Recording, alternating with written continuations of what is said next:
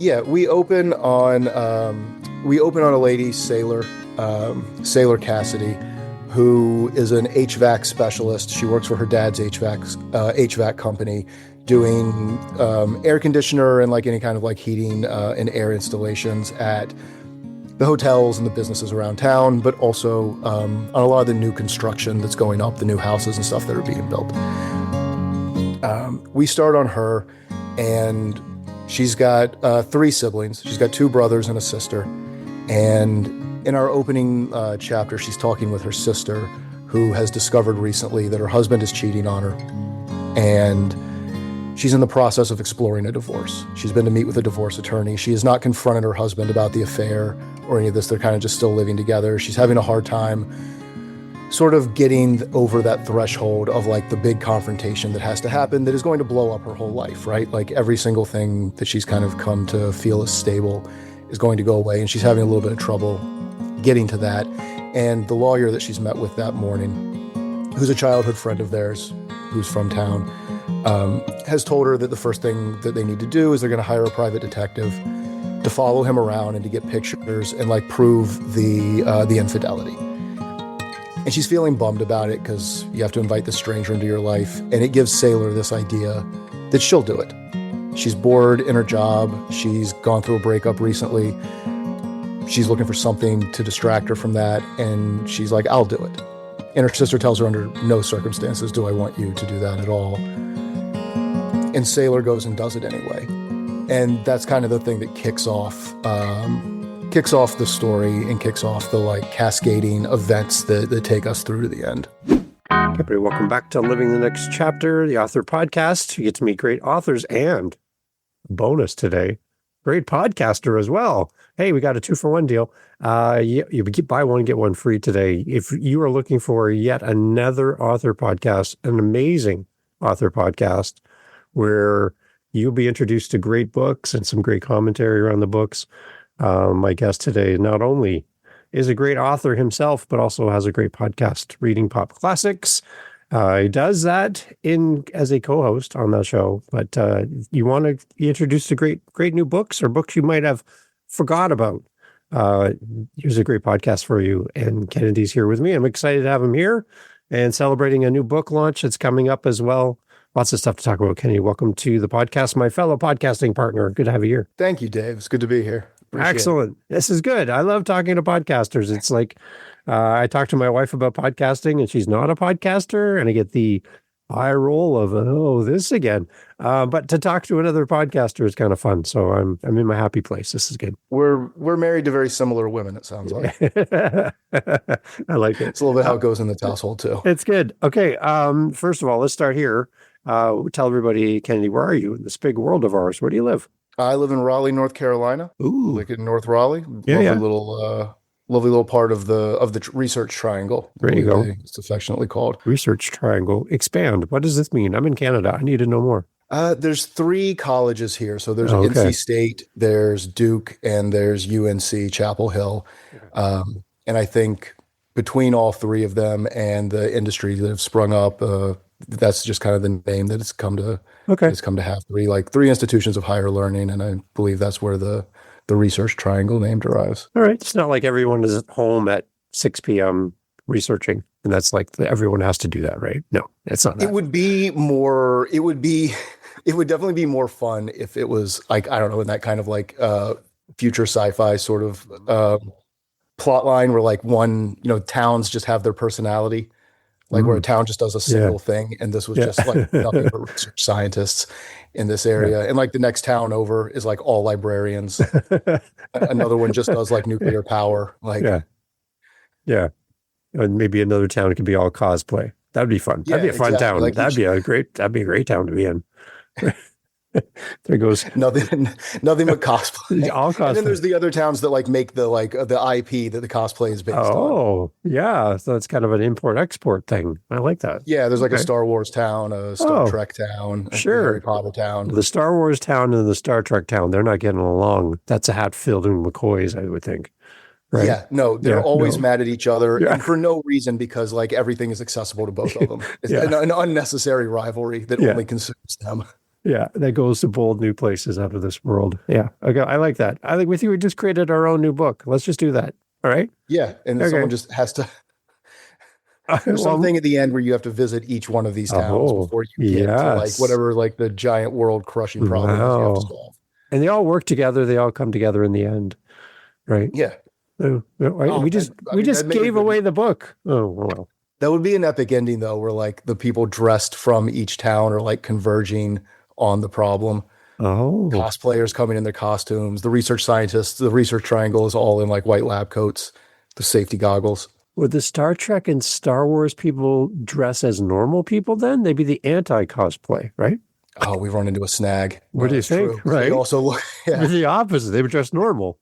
It'd be like, you look so normal. And then the cosplay people would look like the Star Trek people, yeah. No, right? we've run. We just had, Everyone would get them mixed up. yeah. Okay. Well, you know what? That can be like the third act. Like the problem is Okay. that like we assign tasks to the Star Trek town, the Star Wars town, and the Yes. cosplayers, but they get their roles confused in the like final thing because they all they all like kind of cross dressed because the Hmm. cosplay town obviously has Star Wars and Star Trek people within it. We are so off the rails right now, and I love it. That's what I love about podcasting. We can do whatever we want. I like it. Okay, let's start. Let's talk podcasting for a little bit because I know people are listening and they love great author podcasts. Hopefully, that's why they're here and they want to hear from you. But you have a show, Reading Pop Classics. Tell me a little bit more about the show. Kind of what is it? What do you do on the show for a first-time listener? You got like 36 episodes I'm seeing right now. Tell everybody about your show. Yeah, we've been at it for a minute. It's my one of my sisters and I. We come from a family where everybody kind of trades books. You get a book, you really like it, it makes the rounds. Like my sister gets it, my mom gets it, our other sisters get it. Like it gets passed around. And what is it? I don't know. I get along really well with my younger sister, and we used to own a business together. When I moved away and we stopped running that business, we were just kind of looking for a project to do together. And we were talking about books anyway. And so we thought, we start a podcast. I had some terrible ideas for it at first. I was going to do nothing but like the longest books that nobody really ever wants to finish. And she talked me down from that one. I think she just also didn't want to like sit through The Fountainhead or Atlas Shrugged or some of these like, Moby Dick, some of these Yeah. like dense books that I was like, yeah, we'll do the longest things available. Like we'll, do it episodic. We'll do like the first three chapters, the next three, etc. We finally settled on one that was, what we identified or what we think we identified was these sort of like popular classic books that are not considered part of the classics canon, Okay. right? When you think of the classics canon, you think of Ernest Hemingway, you think of Virginia Woolf, you think Moby Dick, like I mentioned before. These are kind of what we consider like the pantheon of classics. But at the end of the day, a lot more people have read Valley of the Dolls. A lot more people have read Confederacy of Dunces, or recently we did Miranda July's All Fours. These sort of books that become cultural touchstones. Lots of people read them. They get turned into movies a lot, but the classics, as reflected by like actual commercial tastes and like readers' tastes, was what we were going for. And also, we just realized there were bunches of them that like one or the other of us had read and the other one hadn't. So it gave us an excuse to like for the other one to read it and for us to talk about it. And then there were some that we just hadn't gotten to that we were like, yeah, this has been on my list forever. This gives us an excuse to finally like make ourselves pull it out of the to be read pile. So both you and Rebecca are avid readers then? Yeah, we grew up in a Yeah. reading household, Yeah. and still avid readers. Yeah, I think it's a habit we got into as kids. Yeah. Like we had our family like scheduled TV time. You couldn't just watch TV whenever. And when, I don't know, it's the evening on a Wednesday, there isn't much else to do, so you read. Yeah. And it created a habit. And now that's, if I've got downtime, I'll cop to like I do scroll my phone probably more than is healthy, like most people, but pretty reliably. I just have a stack of books that I'm going through. Good. My sister as well. Good. Awesome. And how long has the show been going? Oh man, that's an excellent question. We've been doing it for 2.5, almost 3 years, 2 years or 3 years, 2.5 Good. years maybe. Awesome. 36 episodes. Yeah, it's I will great. tell you, it takes there's a lot of like best practices in podcasting, which is like I think like you bank 10 episodes and then you release them in a schedule where you can like be recording and like release on a schedule where like every 2 weeks you drop an episode or every week. And we 100% did not do that. No. However long it takes us to read the book and then record an episode and then put it out, that's when the next episode comes out. It's a lot of work. That's a big commitment for you as the host, for the two of you to organize yourself and get around that. You're not just, here's a book I found on my desk. Let's talk about it. I haven't read it. Have you read it? No, I haven't read it. I don't know. It looks like a good book. Next episode.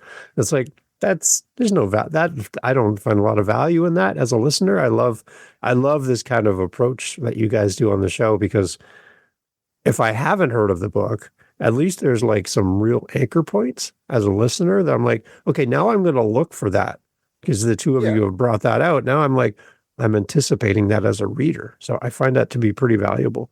So I love it. One of the things like, I listen to like movie podcasts sometimes, and those guys can put them out you can watch a movie in a day, obviously, unless, in like 2 hours, like you could watch a movie every single day, and then react to it. It's a little bit faster schedule than having to get through a 330-page novel or a 400-page novel, whatever it is. Every now and again, we get one that's really short. We get excited and we're like, nice, that's 210 pages. Rip that one out in like 2 days. Bam, done. Yeah. Yeah. Good. Yeah, no, it's great. I want everyone to go check it out. And again, we have really active listeners for this show.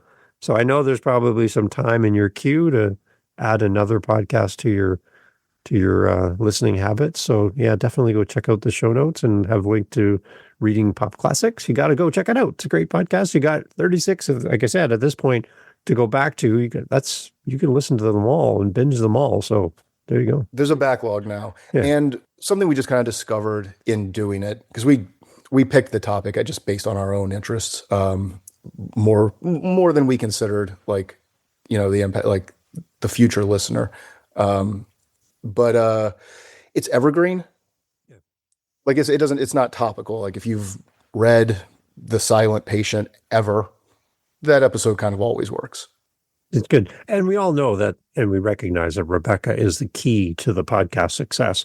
So, you're kind of drafting off of her. I kind of picked that up. Right now, that's what. I think she told me to say that. That's probably true. Yeah, she has a much better sense of what might like be popular to listen to, versus like I maybe sometimes get a little in my own head, or like maybe I want to pick a book that is a little more obscure. And she's like, it's called Pop Classics, Kennedy. Yeah, like it's right. We're picking books that people have actually read. Remember, not things you think they should read. Right. So she had sent that comment into me ahead of time, so that I can bring that up. That we want to highlight that she's the main part of the podcast. So yeah, thank you, Rebecca, for saying I made that up. Anyway, yeah, that's good. That's good. I like the dynamics between the two of you. I like the brother-sister combo. That's kind of cool too. The podcast with your sibling, that's kind of nice, right? You both know each other so well, so it's good. Yeah, and you can be a little less polite about scheduling. Like, right? Yeah. I'm your older brother. I say we're doing it Wednesday. No, I don't actually do that, but no, it is nice because we're kind of talking anyway. It makes it easier to schedule. We visit one another, so like we can do things in person also. Beautiful. Like our lives dovetail a little bit more than if we were like two friends whose lives and like work schedules and everything were maybe a little bit more separate. No, it's a great dynamic, and it comes through on the mic. You can really tell that you both care for each other and you have a long history together. That kind of, dynamics are easily portrayed through the mic because you can feel it just in the conversation. So yeah, really enjoying it as a listener. So good job. Good job. Well, thank you. We enjoy making it, and we're getting through that to be read pile finally. That's good. All right, let's move over to the authors who are listening to this show. They come here looking for inspiration from someone like you.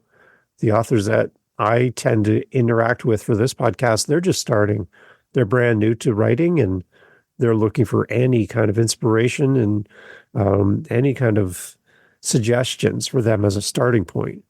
I know it directly relates to what you're writing, and not everything works for every author, but there's some basics that, you could probably share with somebody listening today that could really help them. So if you kind of flip back to when you first started writing and you listened to an author podcast, what kind of stuff do you think would have been helpful for you when you first started out that maybe we could share with somebody today? That's a great question. I mean, I think the way into like professional public, like getting something professionally published remains, I think for a lot of people, a little bit of a black box. Like there's information on the internet, more so than there would have been, 20 years ago about things you can do. But I think the mechanics of it are still a little bit obscure. And I think partially that comes from the fact that publishing itself, I don't think has a dedicated one way to do things. Like we tend to read and hear about like the famous books that get like heavy promotion and heavy marketing and HarperCollins or Penguin or whoever is putting them out. And I think as a new writer, you can think that that's the way it goes. Like there's a dedicated way that it happens. And it's that you query an agent, the agent says yes, the agent sells the book comes out and it gets all this publicity and it gets promoted and people go buy it. And there's 1,000 different ways to get into it. I mean, we have a little bit more of a window into it, I guess, now that like self-publishing has become a little bit of a juggernaut. Now we hear about these people who were writing fan fiction. Yeah. It got really popular online. Someone approaches them about making it like a mainstream book that like they're going to put out. But a piece of advice that I think I wish I'd gotten earlier would be that I think, how do I want to phrase this? I went to a writers conference one time, and one of the sessions I wanted to go to wasn't available. It was full. So I went to one it was like the difference between small presses and big presses.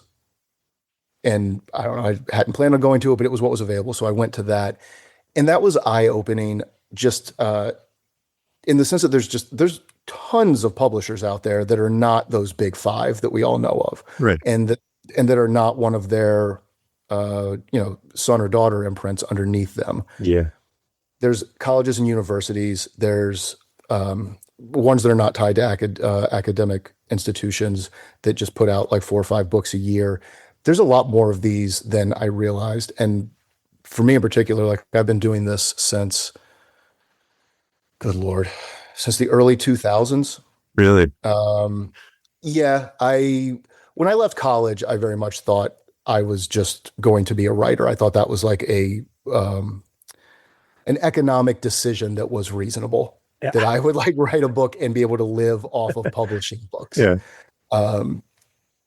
Movies and TV, I think helped a little bit with that, where you would like Right. see, but the reality is like, I mean, I don't know, even authors of books that like do really well don't make that much money.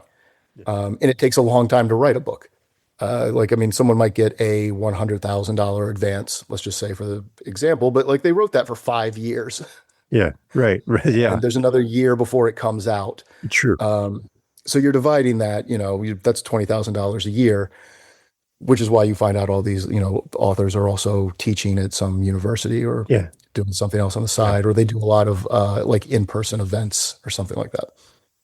But I wish I had come to small presses earlier. It's a much more forgiving experience than querying an agent, worrying about the query letter, sending out hundreds and hundreds of them. Yeah. Maybe you break through and an agent finally is like, I like this book. I'm going to do what I can with it. But that's still no guarantee. Your agent might not be able to place that book. Like the process starts all over again with them, and it took you 250 query letters to get an agent. Your agent is now going to possibly have, 50 to 100 pitches that they're going to do to get for your book, land somewhere, and then it goes into their schedule. The smaller presses, I think, are a little bit hungrier for content. There's a little bit more DIY to it. You're involved in the process, I think, in a little bit heavier way than you might be. I've never published one with like Farrar, Straus and Grew, or however you say it. But yeah, right. But they're a little bit more of a machine, I think. The smaller ones, you get a lot more say, I think, in kind of how your book comes out. But they are easier to get to. When I stopped querying agents and stopped going through that and started looking at smaller presses after I'd come out of this session and kind of realized the like breadth of available small presses like across the US publishing books in English, Yeah. the language I write in. Yeah. Yeah. The only one I can write in. Yeah. Um, I started getting feedback. Like I started getting responses. The response time is much shorter. I started getting genuine responses from people who maybe didn't pick it up, but were like, I read this. Here's some of the things I liked about it. Here's why we're not going with it. It just felt a lot more human and a lot less lonely as a process. Yeah. Yeah. So anyone out there like who's, kind of getting into this, I would find there's online resources. I would start looking at small presses that are less known. Like they're great. I'm pretty pleased with. My book is coming out for a small press called Apprentice House Publishing. Nice. It's out of Loyola University, in Baltimore, Maryland. And I've had a great experience with them. So, okay, so it's coming out of a university. That's different than what I've heard from many authors on the show. It's not directly tied to a university. So can you expand a little bit more, like what's the connection between the university part and the publishing part? Yeah, lots of universities will have a press. They'll have a publishing arm that puts out. Sometimes it's their own. Sometimes it's their own people, right? Like their literature professors, their chemistry professors, whoever's writing books. I think can probably usually rely on at least getting a look from like their institution's press. But a lot of them put out other books as well. They'll put out fiction. They'll put out nonfiction, memoir, whatever it is. There's others, Hub City Press in South Carolina, I don't believe is tied to a university. They're just an independent small press. But the one I went to is tied to Loyola University up in Maryland and Baltimore. And they're putting out, I think 8 to 10 books a year, depending on the year. All right. Okay. Is there any involvement through the students at all in the process of the publishing? They run it through some of the classes, and the students, I think it's senior level students go in, and they work like with the university, with the professors and some of the people like within the school who run the press. They do like first reads. They look at the pitch letters. They work on editing. They work on your cover. They have a graphic design, program there. And all of these like resources like work with the school works with all of these resources that they have within the student body. And they put out these books. Do you have any direct connection with the students in the class that are helping you with your process of your book? Like, is there any kind of I got an editor. She was great. No, I was assigned a student. Her name was Jenna. Yeah. I'll shout out Jenna. Hey, Jenna. Hey, Jenna. She was a real go-getter. She was super like communicative, and she gave me great feedback. We went through the book together. She had like suggestions and changes, things she like wanted to suggest for the cover. Another student there worked on like a marketing plan with me, like sent over things she thought that like would help in promotion. And then, like that, the school works with all of that as well. They did a really great job. But yeah, no, you work directly with the students. You work with the professors and the people like running it as well. But you get a student liaison as like kind of your editor and book runner. And it was great. Cool. So the students in that course, in those classes, are they kind of on an author journey maybe, or more of a publishing journey? Kind of what's like the context of the class then? Yeah, because they sign up for it. Like it's they raise their hands to get into it. The young lady I worked with has been writing for a local paper in New Jersey. She also worked for the school paper, and she worked with a local paper there in Baltimore, I think also. She in particular is like working on being a journalist. Okay. But I think some of the others are looking to get into publishing or some other arm of media where this would be like super relevant and a good background for them, like when they're graduating in 9 months and applying for jobs. Like they go out there with a resume in their hand, they can say, I published this book. You can go buy it at Barnes and Noble. Here's my book. Yeah. Yeah. Like I worked on this and like I got it to press and it's out. It's great. It's nice for them to learn how to give feedback to an author as well, right? It's a really rad program. Yeah. I would have loved to have gone. Like it wasn't offered when I went to school, but it would have been, I would have loved it. Yeah. And it's, I think for students who are going into like the arts, like this, journalism, writing, publishing, like things that are like art adjacent or whatever. I think colleges and universities, at least when I was going, there was a lot of focus on business. Like Yeah. the students who were in kind of like the business school or things that had a little bit um, easier tie to like a job afterwards. And the theater program kids, the kids in journalism might have had a little bit better ties. Actually, I think the journalism programs probably did a better job of this. But I majored in writing, um, which again I had maybe some idealistic ideas about how that was going to work out economically, but but there just wasn't something like that. And it's cool that they've put in something that kind of directly gives them real world business experience that like is connected to, you know, what it is they're studying and what it is they want to do, like following on after college. For the readers that are here, they might not necessarily be on a journey of writing their own book, but they love finding an author to fall in love with. Can you kind of give me an idea of who you would say would be kind of a typical ideal reader that you try to think of in the process of creating what you're doing? Like, who are you trying to reach as an author? I'm gonna have to cop to the fact that usually at first I'm trying to amuse myself. Oh, nice. That Okay. is, I'm one of Yeah. those people. Yeah. At least in the very beginning, when like I'm kind of formulating an idea and I'm writing out those first couple of scenes, and I'm getting the voice of the character down and like the, you know, scratching people off the page like they're not going to be in it anymore. When I'm putting all that together, I am usually trying to find something that like I think is entertaining. I think some of that just comes from writing in general. You're the only person there. It's a little bit of an isolated process to begin with.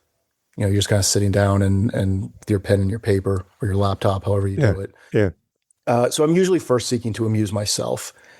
There hits a point, usually around the second chapter or so, where like I can kind of feel the momentum of the book, like what it's going to be. Like, are we focusing on, you know, is it like kind of funny? Is it like is it a little bit philosophical? Is it a little bit like, is it a book that is ruminating on the human condition? Or is it a book that is just kind of meant to be entertaining? I get to feel kind of the rhythm and the momentum of the book. And then I usually start to see a reader. And for Dirty Myrtle, which is coming out in June, once I kind of got it going and moving, and I kind of got a sense of like how everybody talked and what was going to happen in it and started to like envision the end. I would say like, what is it? Like a summer reader. Hmm. Is that, Yeah. I don't know. Is that a person? Yeah. Right. Beach read, that kind of thing. Right. Yeah. Yeah. A beach read. Like it's a pretty funny book. It's sort of like it's a crime novel. It has a little bit of a lighter touch. I think it's funny.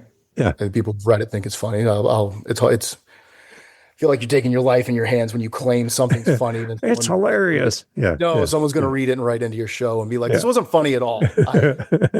He uses so many dirty words in this book. This is not humor. All right. But yeah. Interesting. there's books that I like by like Carl Hyacin, Hmm. Elmore Leonard. These books that introduce very singular characters, mash them all together, something happens, and you know we're usually moving toward a known confrontation at the end of like where this all has to like break apart. And once I got those first couple of chapters down, I was like, that's what I'm writing. Like I'm writing one of these books. So to clarify, Myrtle's not a person like your Aunt Myrtle. No, Myrtle is not a person. Because that's a totally different book. It's also interesting the ages of people who think that. Yeah, right. Kind of, I think I kind of just gave point to myself when- away. Yeah. Well, it kind of points to when the name Myrtle Yeah. stopped being a popular name. Yeah. Yeah. Exactly. No, I set the book in Myrtle Beach, South Carolina. It is where I'm from.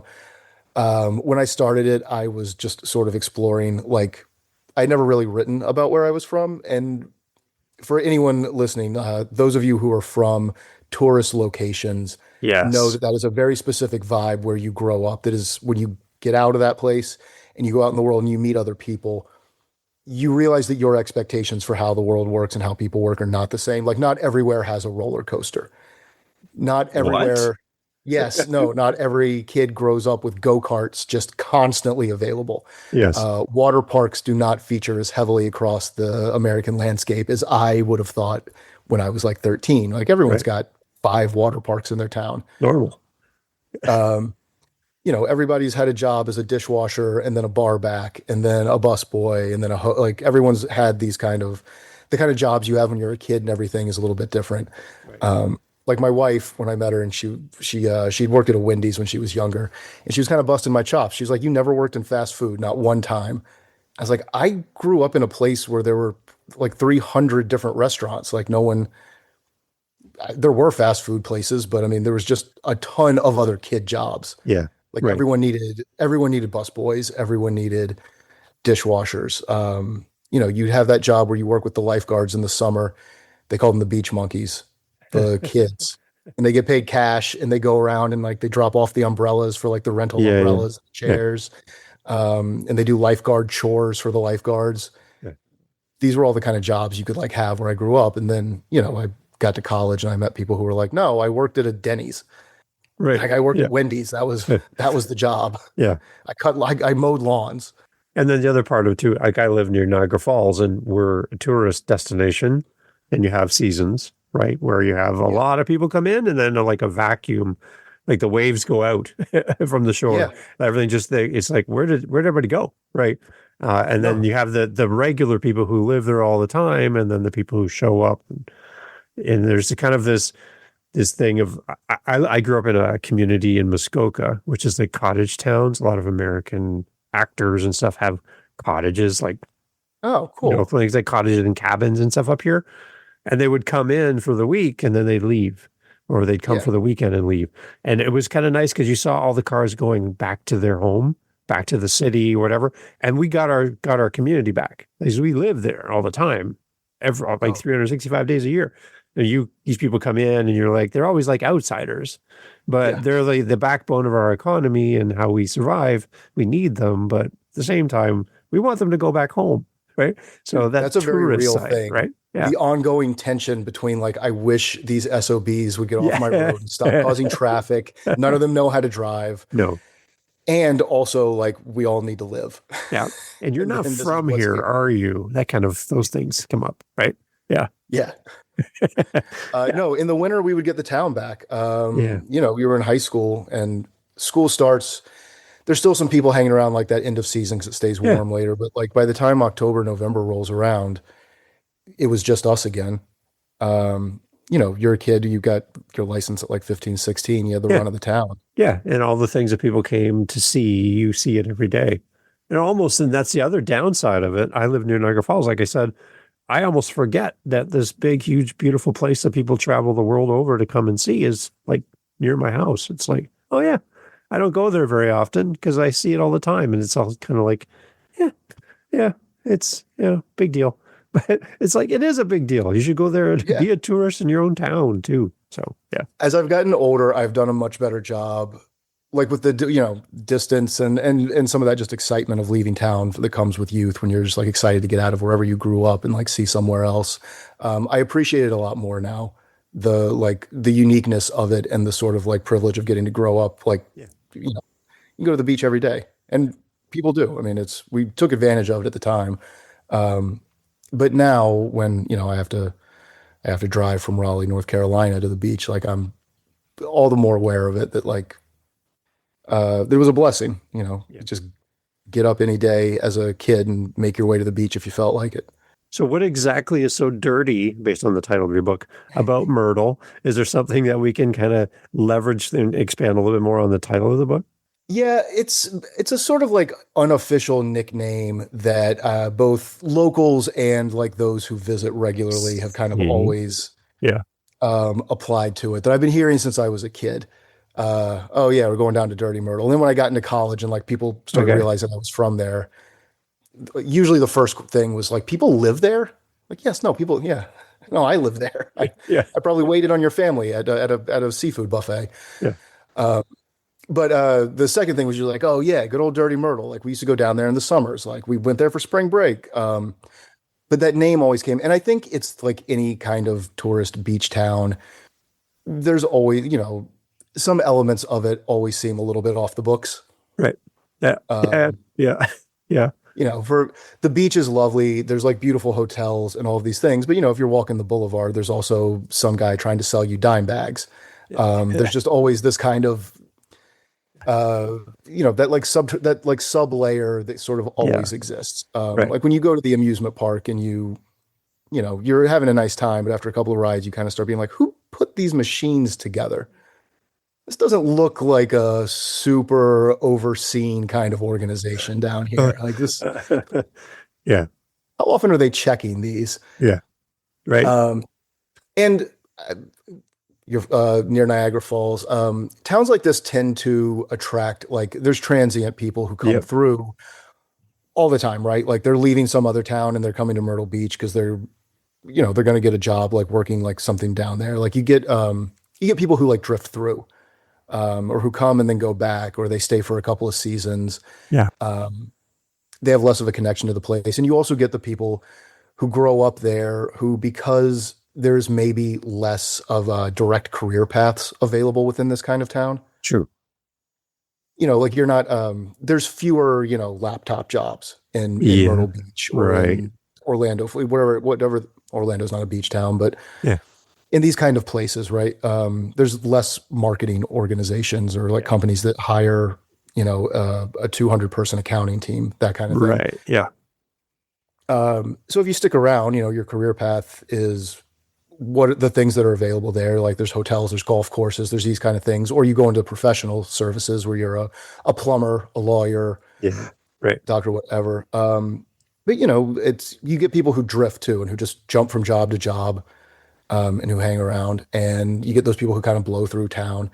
And all of them live in the same place, and all of them interact, and all of them hit a season where thousands and thousands of people are like flooding in. And it creates this kind of like very interesting mix that, looking back kind of on my childhood, I wanted to explore. Like there's all these, you're 15 years old and you're working in a restaurant with adults, right? Or they seem like adults at any rate. A lot of them are like actually like 25, 22, 23, but in your 15-year-old mind, these are grown-ups. Yeah.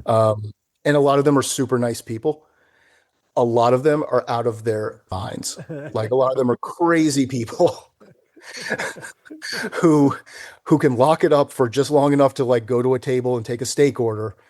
And then, they're back in the kitchen. They don't show up. Like they're living these like really dramatic lives sometimes, right alongside someone who's just, I don't know, like just a mother of 3 who teaches during the school year and like does this on her off season. To make extra cash, and is like the most normal person you've ever met in your entire life. And that mix was kind of what I was like, why I wanted to like write about Myrtle Beach. What I was looking to explore a little bit was like the locals, the people who kind of come through. People are out during the day a lot because of the nature of the work there. Sure. Like I lived in New York for a while, and if you've ever been downtown New York at night, like where Wall Street is, like it's empty because there's just everyone works a 9 to 5. But when you live in one of these other kind of towns like Myrtle Beach or something similar, people's schedules are chopped up all throughout the day. I mean, there's, so people are out and about at different times, like this like cross section of people that are not on this like dedicated 9 to 5. Always out and about and running around. People have like days off in the middle of the week. It's just this kind of different energy that is always swirling around there. And I wanted to get into that. And there's just a lot of like good characters down there. I don't know. When I kind of started thinking about it, I was a little bit disappointed in myself that I hadn't thought to write about it before. But I think it becomes normal to you, like as a place where you grew up and where you visit and where you have Thanksgiving every year and you keep going for Christmas. It just seems normal to you that you wear shorts every Christmas. You can, there's still people out with sunburns. Right. Yeah. Well, not up here where I am. No, shorts is probably not a great idea at Christmas up here in Canada, but yeah. Yeah, you've got the opposite. We frown now. We frown on that a little bit. Yeah. No. Okay. I like that. So what about like who we're going to meet in Dirty Myrtle, like character wise? Who are we going to fall in love with? Kind of, tell us a little bit more about that too. Yeah, we open on a lady sailor, Sailor Cassidy, who is an HVAC specialist. She works for her dad's HVAC company, doing air conditioner and like any kind of like heating and air installations at the hotels and the businesses around town, but also on a lot of the new construction that's going up, the new houses and stuff that are being built. We start on her, and she's got three siblings. She's got two brothers and a sister. And in our opening chapter, she's talking with her sister, who has discovered recently that her husband is cheating on her. And she's in the process of exploring a divorce. She's been to meet with a divorce attorney. She has not confronted her husband about the affair or any of this. They're kind of just still living together. She's having a hard time sort of getting over that threshold of like the big confrontation that has to happen that is going to blow up her whole life, right? Like every single thing that she's kind of come to feel as stable is going to go away. And she's having a little bit of trouble getting to that. And the lawyer that she's met with that morning, who's a childhood friend of theirs, who's from town, has told her that the first thing that they need to do is they're going to hire a private detective to follow him around and to get pictures and like prove the infidelity. And she's feeling bummed about it because you have to invite this stranger into your life. And it gives Sailor this idea that she'll do it. She's bored in her job. She's gone through a breakup recently. She's looking for something to distract her from that. And she's like, I'll do it. And her sister tells her under no circumstances do I want you to do that at all. And Sailor goes and does it anyway. And that's kind of the thing that kicks off the story and kicks off the like cascading events that take us through to the end. That's interesting. Yeah. That's based on her curiosity, not on her training then. She's not trained No, she's how to in no do way, that, right? in no way qualified to do this. Okay. Yeah. No, she's an HVAC specialist. Yeah. She's mad on behalf of her sister. Yeah. She's angry about it. She likes her sister a lot. She's looked up to her. She's angry on behalf of her sister. She's gone through a breakup recently and she's looking for some distractions, just something to kind of take her mind off of that, something exciting. She doesn't like her job very much. And she wants to be helpful. Yeah. And it's a nice idea. She probably shouldn't have done it, but that's what kicks us off and gets us rolling. And she starts staking him out. Following Morgan is the husband's name, following the woman that he's having an affair with. And that just kind of leads into the conflicts and the confrontations and the things that like get us moving throughout the rest of the book. Interesting. So based on our conversation around your podcast, has Rebecca read Dirty Myrtle? Like, have you guys had that kind of conversation through the lens of not really on the podcast really per se, but the fact that you talk about books in the way that you do? Did you kind of get feedback from her on Dirty Myrtle? I did. She's probably my first reader. Oh yeah. Her and my mom kind of compete for who gets the pages first. Good. I usually put them through them before they go to my wife. My wife is smart. I want to get it good before she sees it. I don't want Good. I don't want like true first draft feedback. I want there to be a little bit of development, and I want to have gotten some other readers' point of views before I take it to her and get the thumbs up, thumbs down. That's smart. No, she's one of my first readers, and we're 2 of 6. Wow. So that dynamic of just like a bunch of kids who grow up together and become this sort of unit. Yeah. Some of them, your family is in some ways the most supportive thing in your life, even when you can't really rely on them. Yeah. Not my family's going to listen to this and yell at me. I'm not talking about you guys. I just mean the dynamics of family where, you get what you get. Yeah. Right. You can't undo who these people are. And so like Sailor's really good intention to help her sister out, whether Carrie likes it or not, Sailor is doing this. That kind of support that is sometimes not necessarily what you wanted from someone, but your family's what you got, and this the hand you're dealt, and it's going to happen to you one way or the other. Exactly. Yeah, that's good. I like that. So Rebecca, I'm sure that you've got great feedback for Kennedy through the process of this. That's great. No, I sent it over to her, and Yeah, I always tell her, I'm like, just tell me if it sucks. yeah. Like, don't Just I don't give it to me. Yeah, yeah. There's lots of people who will be polite to me in my life. yeah, But yeah, yeah, I don't I already know you love me. yeah. Just tell me if you Thanks. think this is worthwhile or not. And no, she came back the first, I think, like 6 chapters that I might have sent her. And she's like, this is a real book. This is like good. She's like, you need to finish this and keep it going. And then when I did, I sent it to her and she had feedback and I made some changes and I made edits. My mom read it. I gave it to my wife. And I got a lot of my early readers, like within my family, right? Like you get what you get. And Yeah, good. they gave it back. And then I worked on it a little bit more, kept going and editing and like whittling out the things that I didn't like. Right. I've been doing this for, I don't know, 20 something years. I've gotten better over time at being hard on my own writing, Yeah. which I think is a thing that you hear a lot as a writer is like, you have to be your worst critic. Right. I think even when you think you're doing it, you don't always actually, you're not always actually doing it, right? Right. Like Yeah. it can be difficult to look at something that you've written objectively. Yeah. And if you've worked on it a lot, you add this layer of like, you're so familiar with it that you no longer know what the feeling you're supposed to have of expectation. Yeah. Like, are you supposed to be like, because you know every single detail of what's going to happen and you know things that happen that aren't even in the book because you wrote them and crossed them out and chucked them. Yeah. But that detail still lives on in your mind that you know this character, whatever, has a master's degree. It turned out it doesn't matter for the novel. Yeah. But in your head, Yeah. they've got a master's degree, whatever it happens to be. You kind of lose the objectivity of like the experience of reading something for the first time. Right. And giving it through another reader, of course, is like one of the best ways to do that. Especially, I'll give some advice out to everybody. Just prepare for disappointment. Yeah. They're not going to like the parts that you like. They're not going to find the things that you like might think are a little boring that you might want to cut out. One of them is going to come back and be like, that was my favorite thing in the book.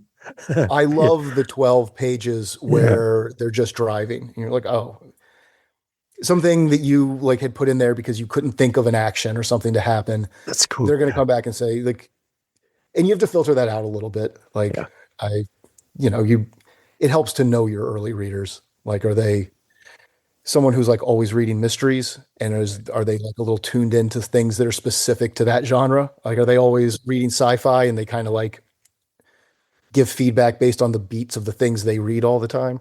But getting it out there and getting it back, not believing all the feedback you get, I think is also valuable. Yeah, true. A healthy balance between the two. I think that's great. Yeah. Okay. As far as following the launch of the book and following your journey as well, where are we sending people, Kennedy, to kind of, we're going to have links to your podcast. Obviously, people can listen to your show with Rebecca. Yeah. But where else do we send people that are listening in today so they can follow along? Well, if they want to listen to the podcast, they can go to Reading Pop Classics, and they can find it on any of the podcast platforms that they listen on, whether it's Apple or Spotify or just off the main feed, the RSS feed, where it lives. If you're looking to buy Dirty Myrtle, and I recommend that you do. And if you heard all of this and you're thinking to yourself, that's not a book I would like, there's people in your life, you have to give gifts. Yeah. It makes you seem smart to give books as a gift. I want to really, really try to make that a true statement that people will think you're smarter if you give them a book. But you can find it at Barnes & Noble. You can find it on Amazon, wherever you buy books. Right now, it comes out in June. So I don't know when this podcast actually comes out, but you can pre-order it through June. And then in June, I think the first week of June, it's available for shipping. The cover I love. This brings the question in. That looks like a shirt. Can we buy a Dirty Myrtle shirt from you? Because that looks amazing, actually, as a shirt. That'd be great. Have some swag. Dave, you should go into marketing. I didn't think about that. I want that shirt, man. I'd wear that. I went through a lot of I went online And there's a couple of great resources of people who have done this in Myrtle Beach. Like some people who run like a t-shirt company down there, I know, but like they found and brought back a lot of vintage Myrtle Yeah, Beach that's shirts perfect. from like the 70s, the 60s, 70s, like Yeah, the 80s up through. And I love looking through them because like there's some of them that I remember from when I was younger, and there's the ones that like I remember my parents had that you couldn't buy anymore. right. Um, just this sort of like beach town iconography that is like both corny and like if you grow up in somewhere like that, becomes a bedrock of like kind of what you think of as your personal aesthetic Right. in some ways. Yeah. But I was looking through all of those, and the minute the publisher had asked me, they're like, "Do you have any ideas for the cover?" I was like, "I want one of those shirts. Like, I Yeah. want one of those like throwback. Like, I want it to be a beach shirt. Like, Yeah. it's such a part of visiting one of those towns as you go through the t-shirt shops, Right. and I see them out in the world. People listening to this might remember some stranger coming up to them at somewhere like Niagara Falls or the Yeah. Hoover Dam or wherever Right. I was, and being like, "You have a Myrtle Beach? I'm from there." I Yeah. accost people constantly who are wearing the town merch. Yeah. But that was what I wanted. I was like, I want it to look like that. And I gave it to Jenna, and I sent her some samples of like what I was thinking. Yeah. And I mean, I think she got it in like 2 tries. She came Great. back with like the first one, and I had a couple of little bits of feedback. And then she came back with the second one, and I was like, "We're done. That's it. Yeah. That's the cover. That's what I'm looking for." Okay. So create But the swag. I'd buy that. Okay. I yeah, would buy that shirt. And I what's should be able to do that. interesting is I went to Brooklyn. I went to Bushwick. I had some friends down there, and I had like this old like jean jacket. And on the back, I said, "Can we get one of your friends," to my friend who lived there, to tag the back of my Oh, jean that's cool. jacket and put like Brooklyn on there. And he's like, "Yeah, I'll take you that guy. I got a guy that tags all the time. He'll tag your coat." So I handed it to the guy and I said, "Could you put Brooklyn on it?" He said, "We don't do that here. Like we don't tag that kind of stuff. We live here, right? Like we don't do that kind of stuff. That's not something I would do. I'll do it for you, but that's not. Don't wear this here. If I put Brooklyn on the back of this, don't wear this. Take it home and That's wear it very at fun. I home." wouldn't have thought of that, but Right. it makes sense now that like Right. So that you're nobody's going to telling be the walking story. around Myrtle Beach wearing a dirty Myrtle shirt, except tourists, really. No, Who are that's there, true. right? So, and yeah, Niagara Falls. I don't wear a Niagara Falls shirt. I live here, but right. Tourists and like my mom. Yeah. My mom is a big supporter. My Or mom might be walking or around in one. lovers of Dirty Myrtle, the book, and want to support you. So yeah, so create that. I would love to get a shirt like that. So keep me in mind. I will. Right. I'll figure. I'm sure that the internet has a solution almost immediately that I can do that, and I'll send you one. Awesome. Make I sure you love it. get one. It's good. This is really great, Kennedy. Welcome. Congratulations on the podcast, on the book. Lots of great stuff coming up for you in the future as well. Would love to stay connected with you and celebrate new things in the future as well. So please keep us in mind. This has really been fun. Absolutely. Hey, Dave, thank you so much for having me. This has been so much fun. Excellent. Everyone, if you want to fall in love with another great podcast for authors and stories around books, definitely go check out the podcast. I'll have a link in the show notes. Can give my best to Rebecca as well. I love listening to the two of you together. It's a great show. Great dynamics between the two of you. Can keep doing that. It's great. I love listening to that. Dirty Myrtle's coming out, everyone. It'll be available soon. And you can, again, buy it in advance and leave a great review. And buy the shirt. When the shirt comes out, buy the shirt. Wear the shirt. Yes. Take a picture. Right? Yeah, I'm going to merchandise this thing. There you go. I love it. Kennedy, thank you so much for being on the show. Great to have you here. Thanks, Dave. Excellent. Hey, thanks for listening to the podcast. Glad to have you here. I just want to let you know that you can always find out what we're doing live in the moment by going to our YouTube channel. Head over to livingthenextchapter.com. There'll be a link right there. Head over to our YouTube channel. Make sure you like, subscribe, do all the things that all the YouTubers love to say. And in our YouTube channel, a couple things. You're going to get advanced listens. You're going to get the episodes that we're working on in real time. So we record and post daily on our YouTube channel. I'd love for you to give us a follow over there. As well, we're making playlists. We have over 500 episodes. So finding the right episode for you, we're trying to group things into playlists.